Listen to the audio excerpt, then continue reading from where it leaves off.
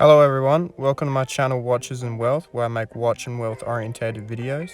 In this video, I'll be showing you how to find, recognize and remember Rolex reference numbers, and also differentiate between serial numbers and reference numbers. Let's get started.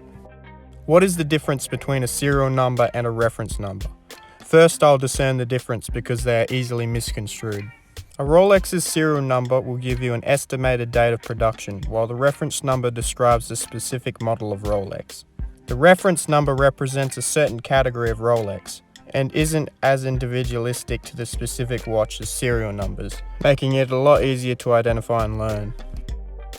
The Rolex reference and serial numbers can be found in a few places, such as paperwork and authenticity cards. As you can see, this is where the numbers will be located on newer cards.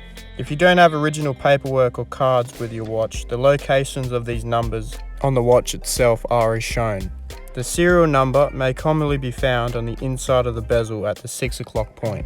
This edition of the serial placement was added to Rolexes after the year 2005. If your watch was made prior to 2005, you'll need to use a spring bar tool or unconventionally a pin to remove the bracelet to find the serial number between the lugs at the 6 o'clock side of the case. Conversely, the Rolex reference number is located between the lugs at the 12 o'clock point, which also requires removing the bracelet. Now for the reference number. Maybe you don't have the paperwork, the means to take the bracelet off, and you want to sharpen your knowledge on Rolex models by familiarizing yourself with the reference and recognizing any watch by pure sight. Here I'll break down references in the next section. All Rolexes come with a reference number. A reference number can show implicit information about a watch, such as production period, model type, bezel code, material code, and etc.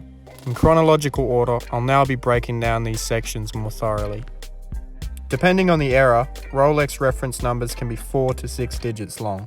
In 1905, Rolex was founded, and the watch reference numbers were all initially 4 digits long. This continued until the late 1970s, where 5-digit reference numbers replaced the prior 4-digit production. By the early 1980s, all Rolex reference numbers transitioned to 5 digits.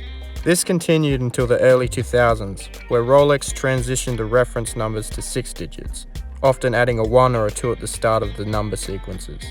The core reference staying the same, entailing different lengths of references for different producing eras. While the length of the reference is broken down by the era, the next section applies to 5 to 6 digit references, and not vintage Rolexes made prior to the 1970s.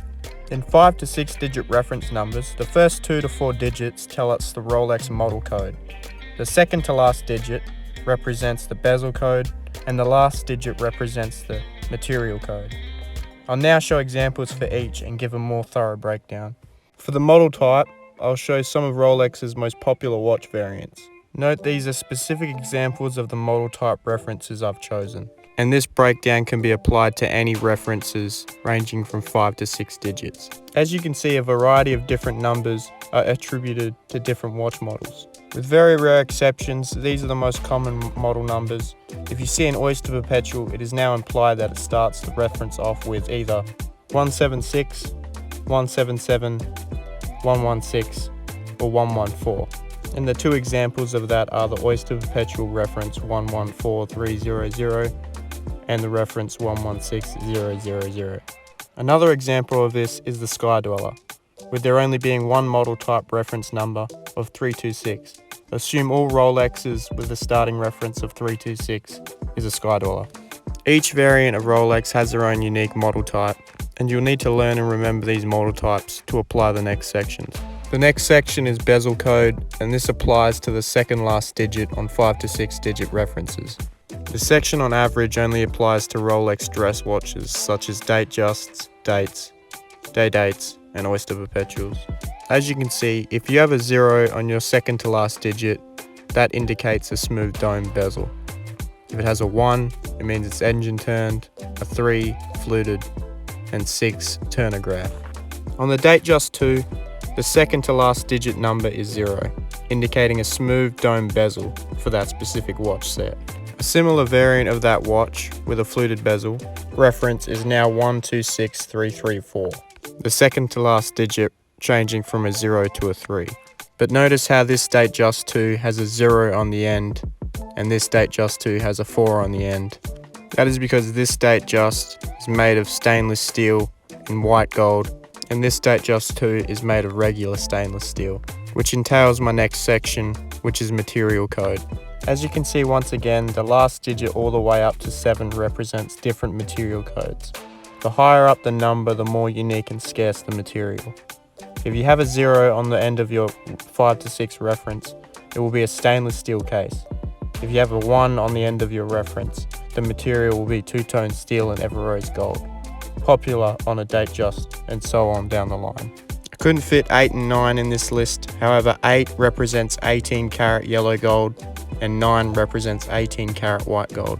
The last section that may be on your Rolex reference is Rolex reference letter codes. Some references end with LV or an L end, and in this list I'll break down the majority of the letter codes. These letter codes are abbreviations of their French translations. Lunette Noire means black bezel in English, and all these abbreviations have English translations. In the top right, the reference example of 116400GV. The GV stands for glass vert. Glass vert from French to English translates to green glass. This reference is for a Rolex Milgauss, and evidently only Rolex Milgausses have green glass. Applying all broken down reference categories, we can now see on this Rolex reference example, the reference length is 6 numbers, equating to the modern produced Rolexes anywhere from 2000 to present. The model code is 1164. The second last digit is the bezel code, remembering this is only applicable to some Rolexes. In this case, this watch has a smooth/domed bezel. The last digit representing the material code, which is also a 0, and is stainless steel. And this reference number has a letter code on the end abbreviating glass vert, which translates to green crystal. Put the reference into Google or Chrono24 search engine and we have a Rolex Milgauss, ticking all the boxes we just described. Here I've given a brief on the breakdown of Rolex reference numbers. For a full list of Rolex variants and reference numbers, and any additions to the sections I didn't touch on, search up in Google full Rolex reference numbers.